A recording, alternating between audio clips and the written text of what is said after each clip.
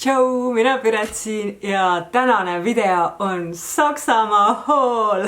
Ma küll ise ei käinud Saksamaal, aga Andres jõudis just praegu Saksamaalt koju, no võib-olla pool tundi tagasi, aga ta tõi sealt kaasa igasuguseid huvitavaid asju ja 2 asja ma palusin tal tuua Saksamaalt, nii et ma olen täiesti põnevel ja ma tahaks juba neid pakke avada, aga ma mõtlesin, et ma jagan oma elevust teiega ja teen need pakid koos teiega lahti. Ta tõi sealt igasuguseid söödavaid asju, mida meil siin Eestis ei leia ja 2 asja on elektroonikaseadmed.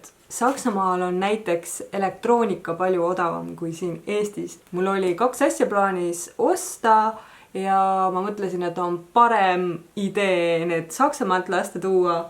Üks nendest asjadest on professionaalsed kõrvaklapid.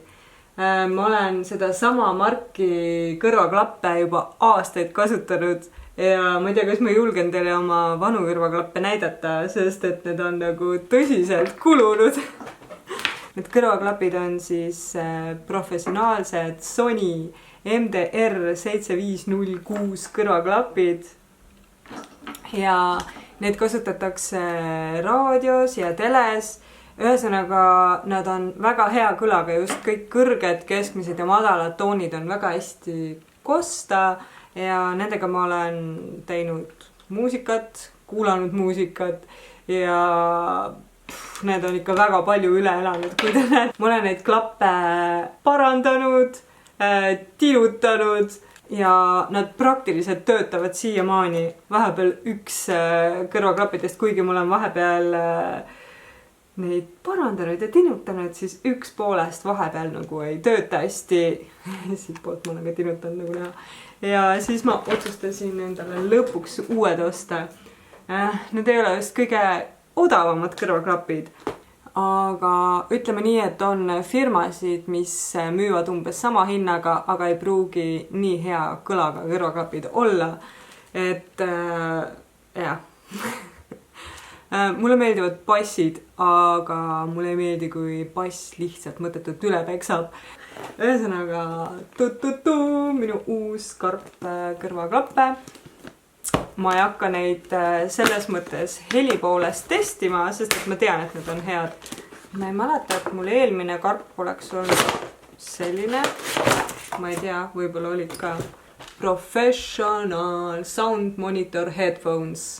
Et kui sa tahad nagu professionaalselt muusikat teha, siis need on ka väga head kõrvaklapid just selleks. Need ei ole üldse mingi uus mudel, et need on vana mudel, aga minu teada siiani kasutatakse neid, sest need on tõesti väga head. Siukse siitpadja peal on need klapid ja siis on neil veel siuke juhtmeotsik. Ja neil on väike kotika ka kaasas. See on päris hea, et neil on kott kaasas. Ja nad on ka head, et sa saad need niimoodi kokku panna. Ma ei kaud mida ära lõhkuda nüüd. Ja, sa saad nad niimoodi kokku panna ja kotti ja kaasa. Et need ei ole võib-olla nagu sellised mugavad igapäeva kõrvaklapid, millega mööda linna kõndida ja muusikat kuulata, aga usu mind, ma olen ka seda teinud. Sest tõesti, need on kõla poolest väga head.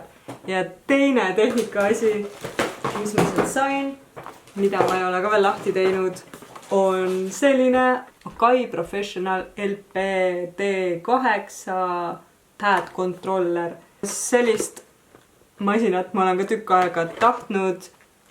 Mul on endal tavaline keyboard, mida te olete juba mõnes mu videos enne näinud ka. Meloodiate mängimiseks on keyboard päris hea, aga kui sa tahad nagu mingeid rütme teha või nii, siis on see pad controller nagu veits parem.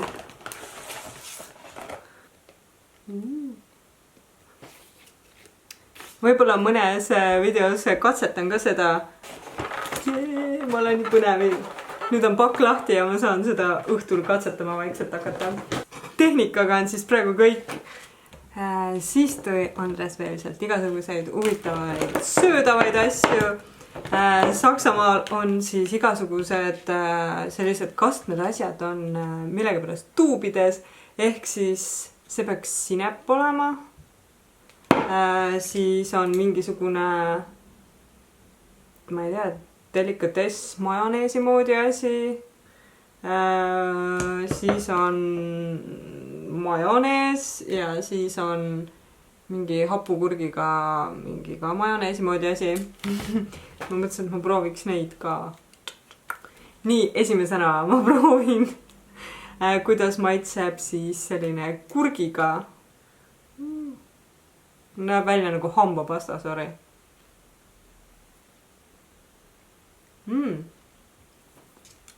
See on päris hea. Siuksed nagu hapukurgitükid on sees. Ja maitseb nagu majonees hapukurgiga. Ta meenutab mingit kastet, kas hotdogi kõrvale panemiseks või midagi sellist. Ma arvan, et mingi kabanossiga oleks seda hea süüa. Nii, järgmiseks on majonees siis. Oh, jah. Need näevad välja nagu need mingid kosmosetuubid, et Põltsamaal tehti kunagi neid kosmose marmelaade, mis olid tuubide sees.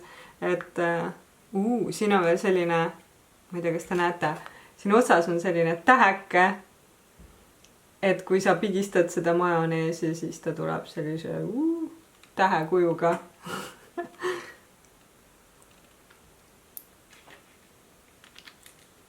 Maitseb nagu majonees, aga päris hea.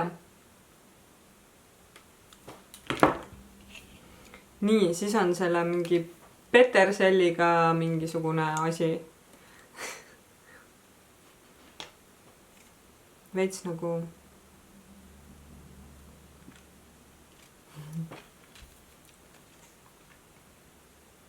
Maitseb nagu majonees. Ja nagu siin oleks veidike sinepit või midagi hulgas. Ja ilmselt siis peterselli. Päris hea. Nii, ja viimane on sinep. Maitseme siis sinepit ka. Näeb päris selline sinepi karva välja. Päris hea. Ta ei ole selline kange sinep nagu Põltsamaa teeb. Ta maitseb nagu see magus sinep, aga ta ei ole nii magus. Aga ta ei ole nii kange kui kange sinep. Ma ei tea, kas see tundub loogiline. Nii, järgmisena ma näen siit mingit vinnutatud liha. Aga ma ei hakka seda praegu avama. Ma ei tea. Sellised pakid. Ma ei tea, kas te olete midagi sellist söönud. Need pidid väga head olema igatahes, et ta on nagu toores liha, aga suitsutatud või vinnutatud või ma ei tea, kuidas see protsess käib, aga need pidid päris head olema. Ja siis on mingid salati maitseained. Ma ei tea, kas te olete midagi sellist Eestis näinud. Võib-olla kuskil on, andke teada, kas te olete näinud. Ja need pidid ka head asjad olema, et siis näeb. Ja siis on üks mingi ketšup, mingi tükkidega ketšup. Ma vist ei hakka praegu seda ka lahti tegema, aga ma ei tea. On teist keegi midagi sellist söönud? On ta hea? Ma loodan, et on. Ja siis üks Andrese lemmik, mis ta Eestist ei ole kuskilt leidnud. On ühed sellised Oreo küpsised ja need on sellised hästi peeniksed Oreo küpsised. Ja no seda ma maitsen küll, ma arvan, teie ees. Mul on juba üks pakk siin lahti tehtud. Nii, need näevad nagu nii õhuksed välja ja pisikesed.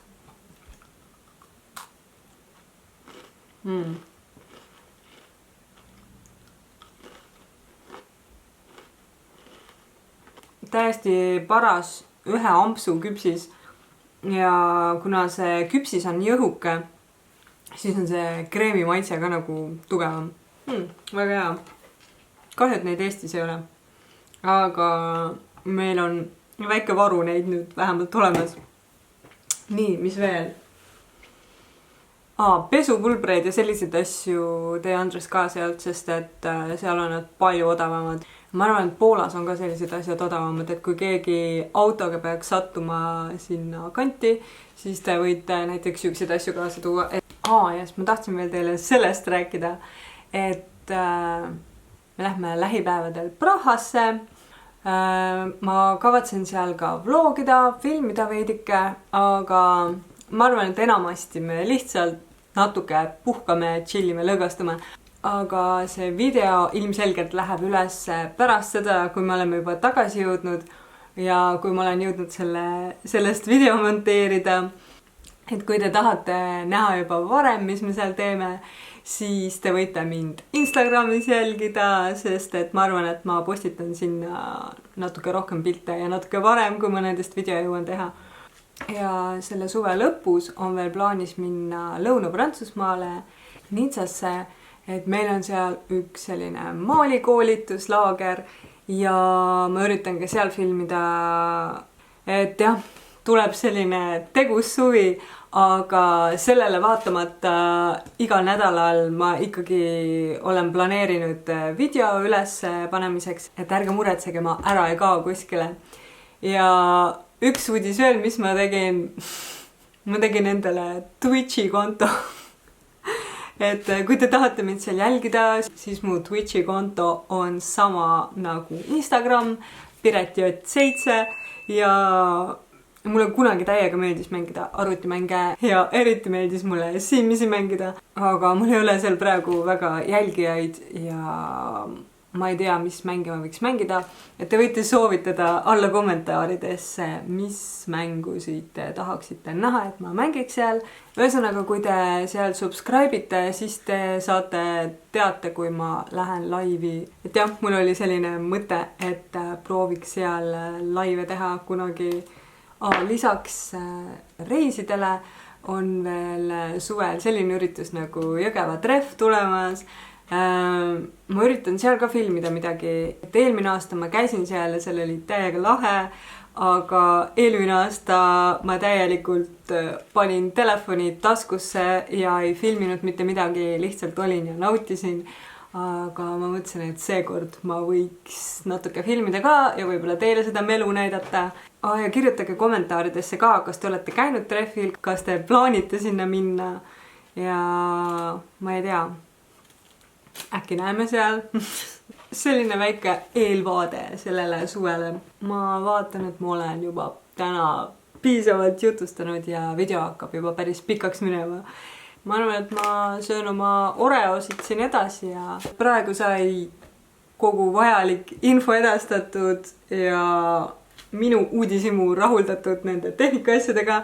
Ja mis siis muud, kui näemegi juba teiega järgmisel nädalal uues videos. Tšau!